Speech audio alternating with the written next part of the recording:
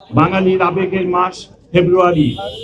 প্রতি বছরের ন্যায় এবারও ভাষা শহীদদের স্মরণে যথাযোগ্য মর্যাদায় উদযাপিত হতে যাচ্ছে মহান শহীদ দিবস ও আন্তর্জাতিক মাতৃভাষা দিবস 2026। কেন্দ্রীয় শহীদ মিনারে মহান ভাষা শহীদদের প্রতি শ্রদ্ধা জ্ঞাপন করবেন মহামান্য রাষ্ট্রপতি, মাননীয় প্রধানমন্ত্রী ও রাষ্ট্রের গুরুত্বপূর্ণ ব্যক্তিবর্গ। এছাড়া শ্রদ্ধা নিবেদন করবেন বিদেশি কূটনীতিবৃন্দ। এরপরই কেন্দ্রীয় শহীদ মিনার সর্বসাধারণের শ্রদ্ধা নিবেদনের জন্য উন্মুক্ত করে দেওয়া হবে। প্রিয় সাংবাদিকবৃন্দ, মহান শহীদ দিবসে ভাষা শহীদদের প্রতি শ্রদ্ধা জানাতে কেন্দ্রীয় শহীদ মিনারে ব্যাপক লোক সমাগম হবে। এই উপলক্ষে ঢাকা মেট্রোপলিটন পুলিশ নিয়েছে কয়েক স্তরের নিরাপত্তা ব্যবস্থা। পুলিশের পাশাপাশি অন্যান্য আইন শৃঙ্খলা বাহিনীর সাথে মোতায়েন থাকবে পর্যাপ্ত সংখ্যক স্বেচ্ছাসেবক। সর্বসাধারণের নিকট আমাদের বিনীত অনুরোধ, যথাযথ শৃঙ্খলা ও শহীদ মিনারের পবিত্রতা বজায় রেখে আপনারা মহান ভাষা শহীদদের প্রতি শ্রদ্ধা নিবেদন করবেন।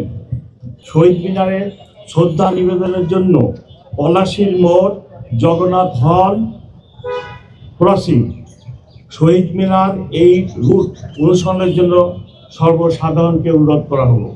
এর বাইরে অন্য কোনো রাস্তা দিয়ে শহীদ মিনারে প্রবেশ করা যাবে না। শৃঙ্খলা ও নিরাপত্তার স্বার্থে এটি সবাইকে মেনে চলতে হবে।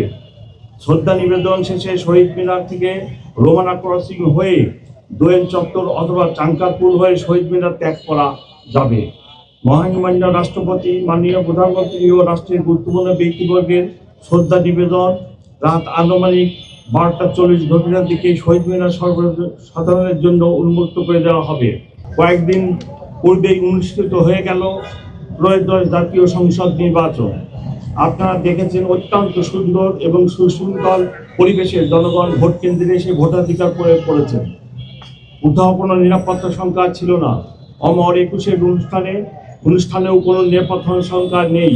তথাপি আমাদের নিয়মিত মোতায়েনের পাশাপাশি সোয়াট, dog squad, bomb disposal team, crime scene unit সার্বক্ষণিক প্রস্তুত থাকবে। এছাড়া গোয়েন্দা নজরদারি সহ সাইবার মনিটরিংও জোরদার করা হবে।